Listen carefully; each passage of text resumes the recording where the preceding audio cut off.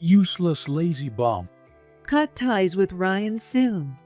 After I lost both my legs in a car accident and was confined to a wheelchair, Mary and Steve cruelly pressured me to divorce.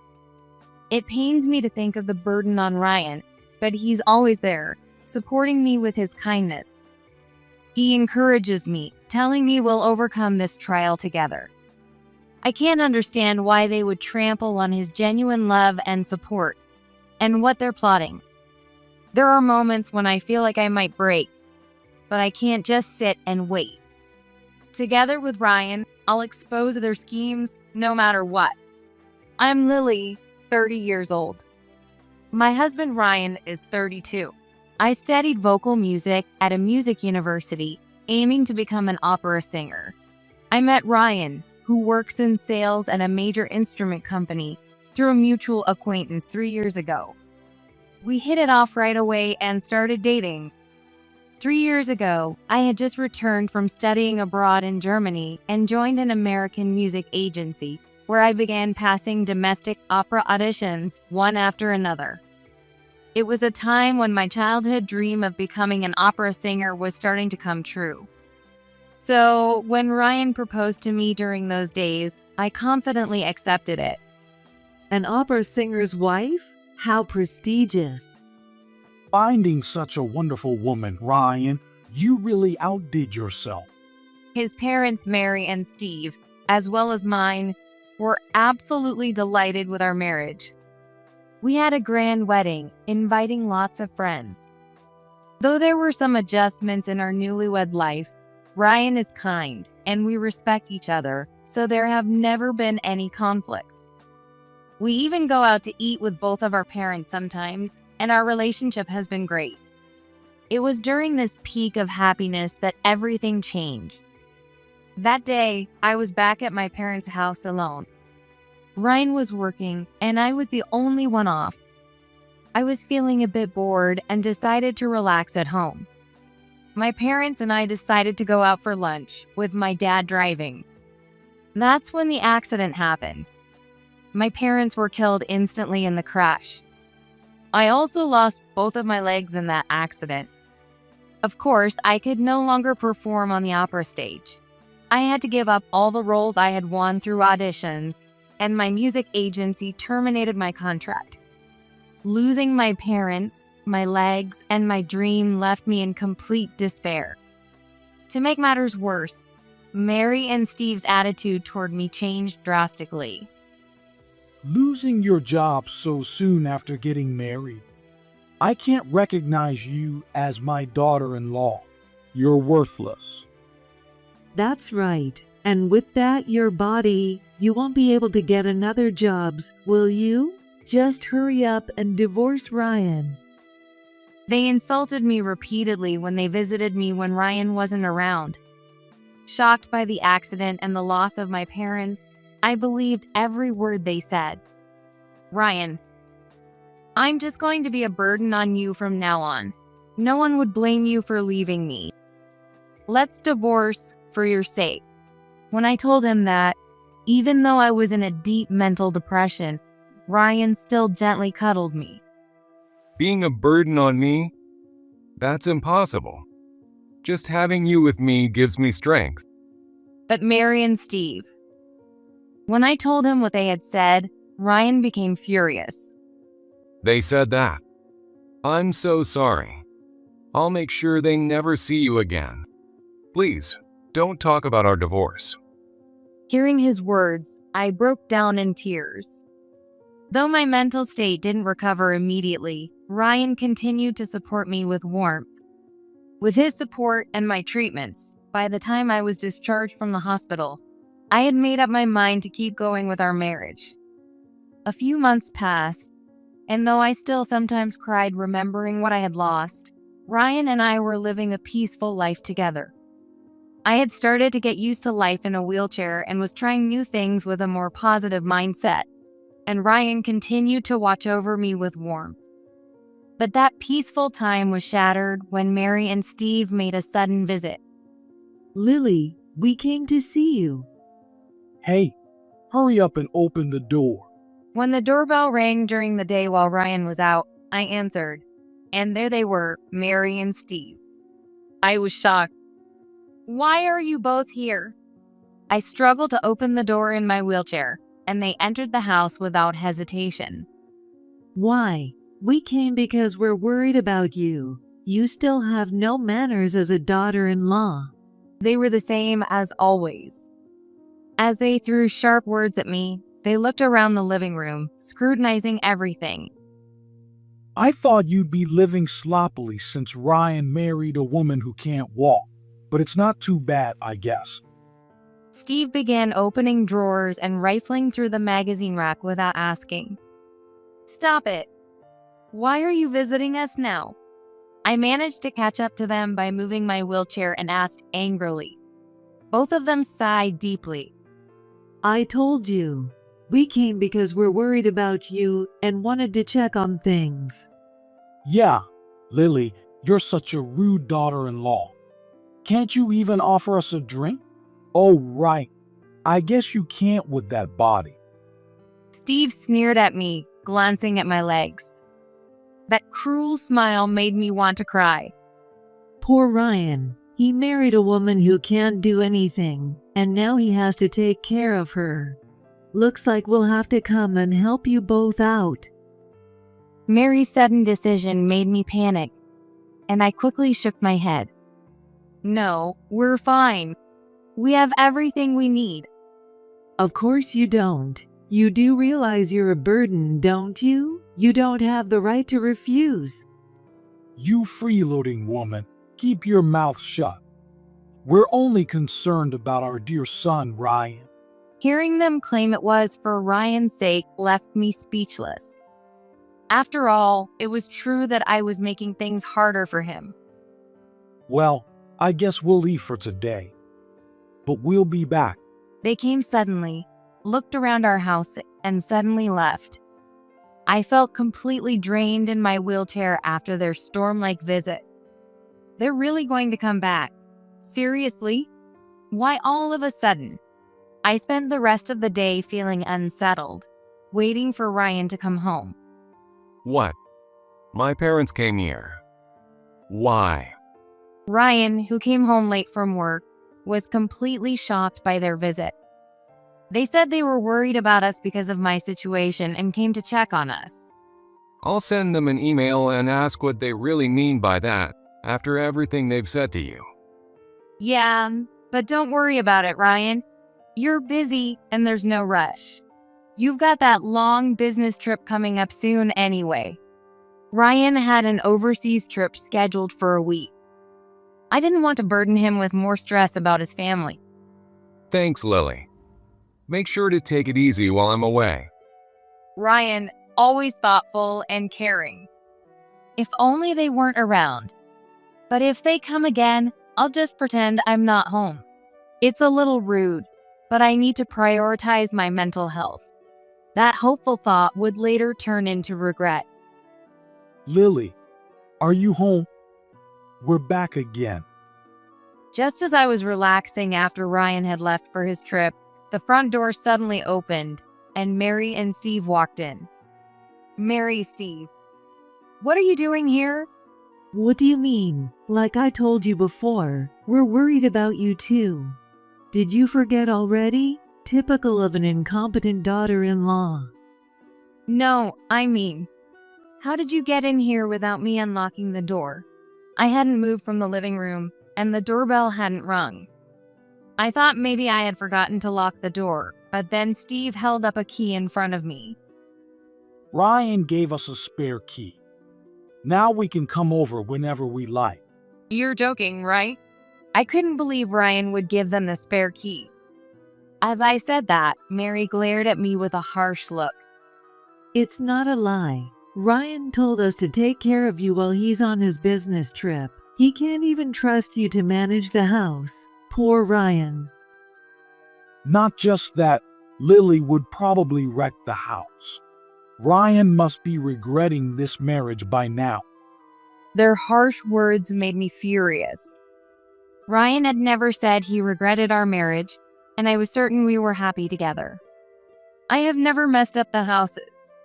There are things I can't do, but we even hire a housekeeper regularly.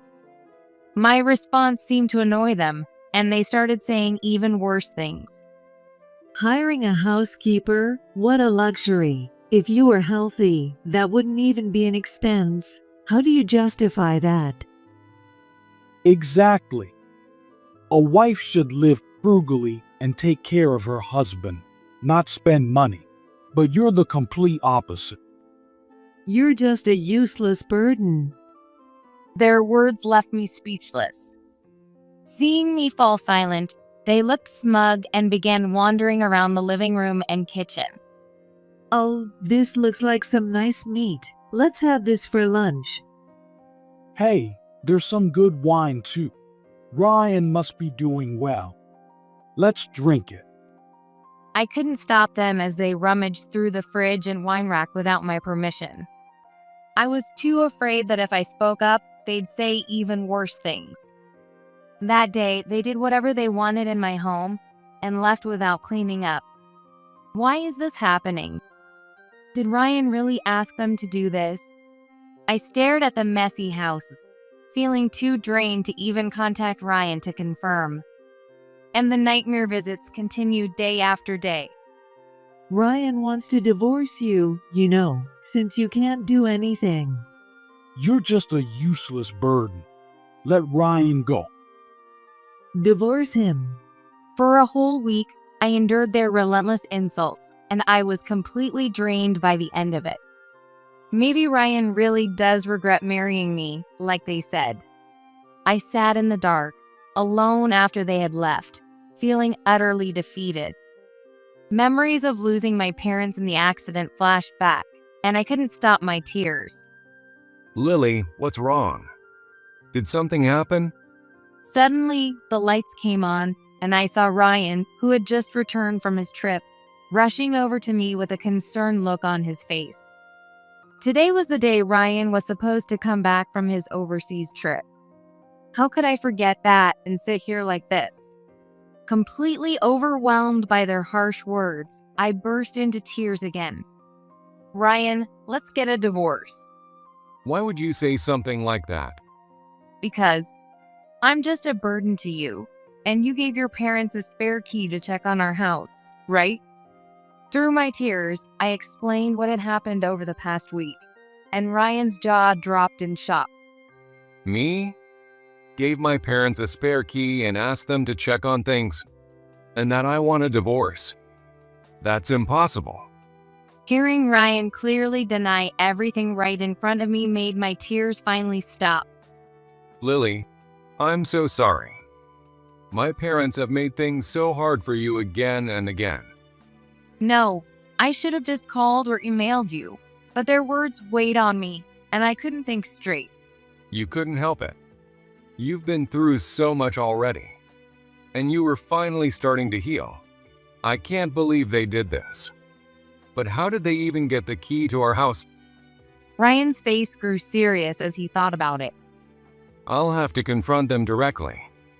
I wonder what they are up to since they have enough energy to act. If Ryan, their own son, was saying this, it meant that his parents were capable of anything to get what they wanted. As I started to regain my senses, anger began to bubble up inside me at the sheer cruelty of their lies. Whatever they're up to, I can't forgive them. The way they insulted me, I can't tolerate it even if they are your parents. Yeah, I don't think of them as my parents anymore. But how can we uncover what they're planning? As I sat there worrying, Ryan pulled out his phone. I'm going to reschedule my next business trip. Why? I have a feeling. After hearing Ryan's explanation, I understood. He knew his parents inside and out, and nothing could get past him. I'll make sure we expose whatever those two are plotting. I won't let people who dig into someone's painful past get away with it. One day, while Ryan and I were relaxing at home, just as we expected, the front door opened, and we heard Mary and Steve's noisy footsteps. Lily, I bet you've been lazing around again today. They barged into our living room, but when they saw both Ryan and me sitting there, they were visibly shocked. What? Why is Ryan here? Ryan, what happened to your business trip? As the two fumbled for words, I stepped forward with a firm stance. So, you really have been timing your visits when Ryan is away? What are you talking about? How would we know Ryan's trip schedule? Exactly. It's just a coincidence. If anything, I wanted to see Ryan. Caught off guard by Ryan's unexpected presence, the two tried to cover up, but I pressed on. Last time you were here, you sneakily checked the calendar in our bedroom, didn't you? All of his trips are written down there. I didn't change the calendar, just postponed my trip. And I never gave you a spare key. Why lie about that? The whole "we're worried about you" thing was a lie too, wasn't it? What's the real reason you've been barging in like this? As we cornered them with questions, they hesitated for a moment, but quickly became defensive and started insulting me again. Steve, sweating and glaring, growled at us. How dare you? You're nothing but a useless wife.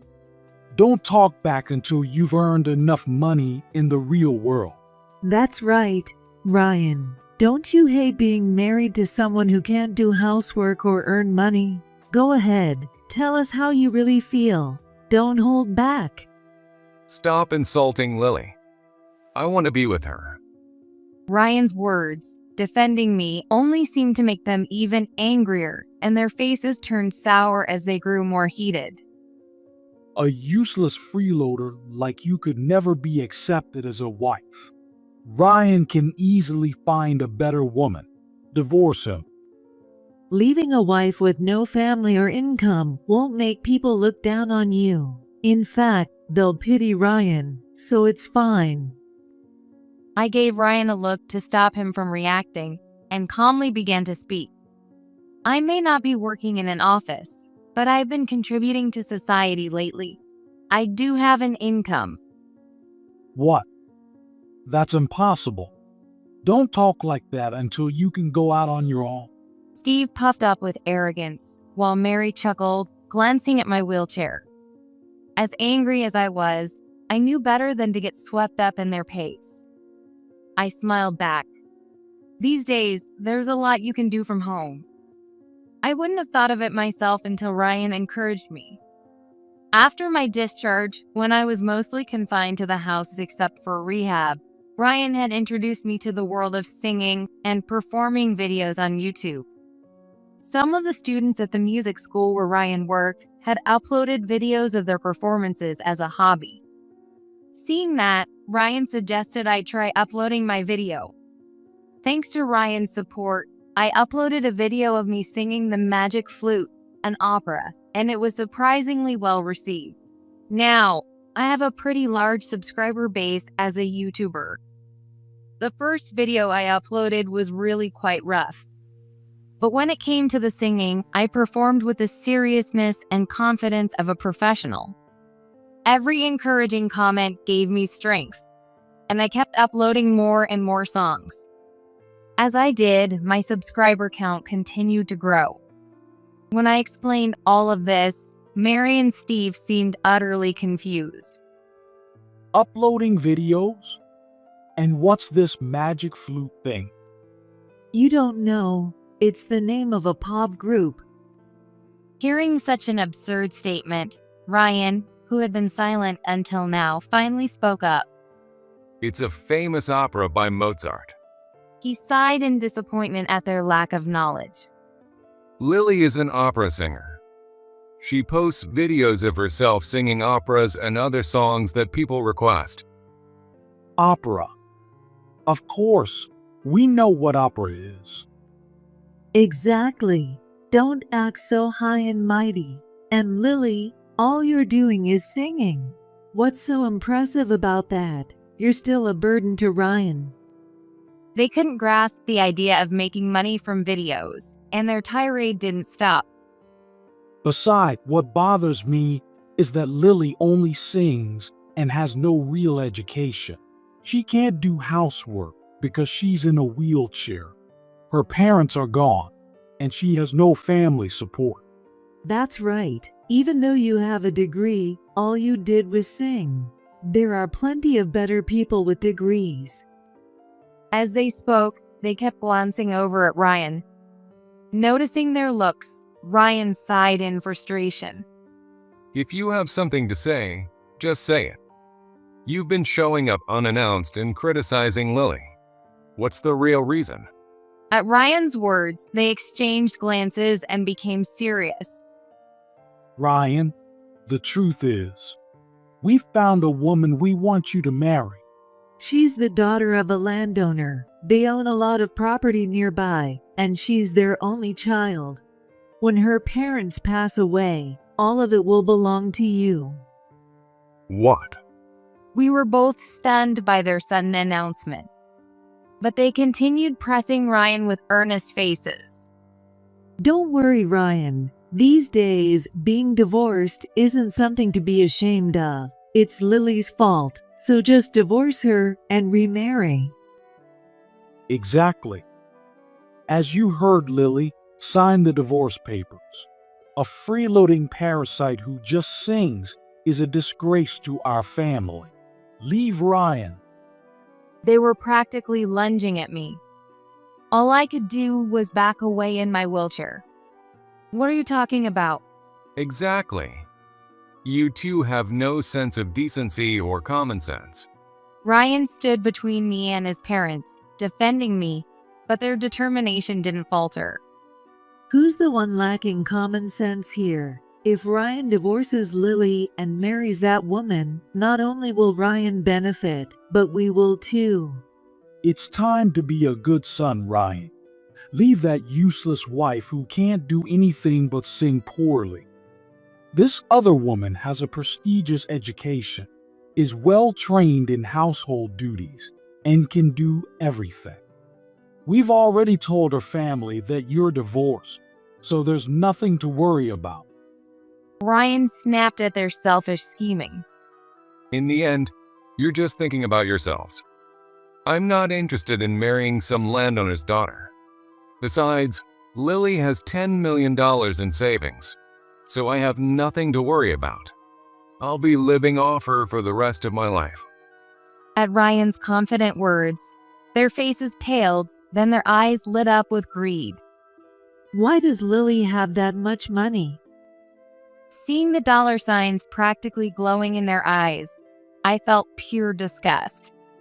Still smiling, Ryan calmly continued his explanation. I don't think you're aware, but in today's world, viral videos can make a lot of money. What? Is that true? Lily, why didn't you tell us sooner? Suddenly, their mood shifted, and they started grinning, acting friendly. Ryan continued, looking at them both. And that's not all. Lily's getting concert offers from abroad. My business trips were actually to negotiate those deals. She's about to get really busy and could become an international star. At that, they practically jumped for joy. They sidled up to me, their voices suddenly sweet and soft. We didn't realize, Lily. We were just testing your strength of character, that's all. Exactly. Lily, you're incredible. Wow, the world's diva.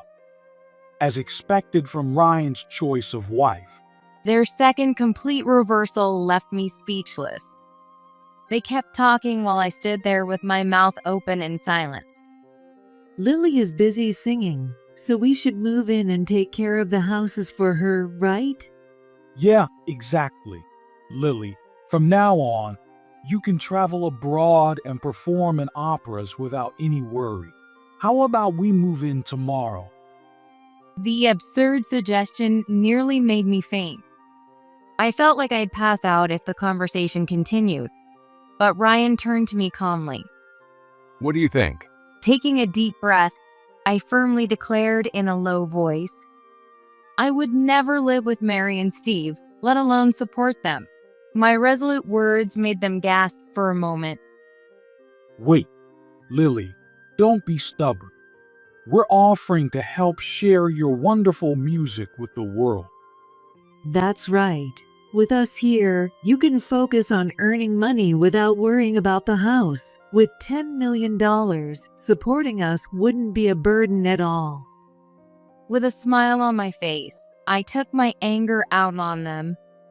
I haven't forgotten all the times you insulted me, calling me a worthless freeloader who does nothing but sing and can't even handle housework. Well, we didn't know you had that kind of money. So, it's okay as long as I have money? That's disgusting. I never want to have anything to do with you again. Even as I said this, they continued to make excuses, unwilling to back down. Ryan finally spoke up. By the way, isn't the fact that you're here today considered trespassing or breaking and entering? What? And how did you even get a key to our house? Depending on how you got it, this could be considered theft. Should I call the police? No, we didn't steal the key. The master key was in the drawer, and we just copied the number. Master key? I asked, and they nervously began to explain. Yeah, these days, if you know the master key number, you can easily get a copy made online. It's convenient, right? We didn't steal anything from this house, so let's not talk about calling the police. That sounds like stalking. I recoiled in disgust, while Ryan let out a deep, exasperated sigh beside me. These two are beyond help. I can't take it anymore. Let's call the police. At Ryan's determined expression, their faces turned pale. Steve desperately shouted at Ryan. Call the police? We're your real parents. That doesn't matter. I'm cutting ties with you both. As Ryan took out his phone, Mary panicked and tried to stop him. Wait, Ryan, wait. This is a misunderstanding. We'll leave the duplicate key here and go right away. If the neighbors find out our own son called the police on us, we'll be ruined. They scrambled to leave but kept glancing back at me with a hint of regret. Once the living room was quiet again, I gave Ryan a wry smile. Well, maybe the $10 million was a bit of an exaggeration. But the overseas tour part is true. I don't have $10 million saved up yet. However, as Ryan said, it's true that my videos have gone viral and are gaining attention overseas. And Ryan, saying he wanted to support me, quit his corporate job to stand by my side. I don't think Mary and Steve will be coming back, so I can focus on my singing now. I breathed a sigh of relief. As expected, things took a turn for the worse for them after they left our house. Their lavish lifestyle collapsed. Realizing their dream of a carefree retirement was out of reach, they tried to use Ryan as a bargaining chip. They approached a wealthy local family with a marriage proposal, but their shallow plan was quickly thwarted by us. The other family had assumed Ryan was already divorced, and they were furious when they learned about Mary and Steve's manipulative behavior, especially since it had nearly driven us to despair. When the truth about their greed came to light, the neighbors turned against them too. Their pride couldn't handle the shame, and they ended up leaving the area they'd lived in for so long. With their savings wiped out by years of indulgence, they had nothing left. The little money they had was being eaten up by debt repayments. They even had to sell their houses and move into a rundown apartment. I didn't feel the least bit sorry for them. Ryan and I have been incredibly busy, and I'm so grateful for it.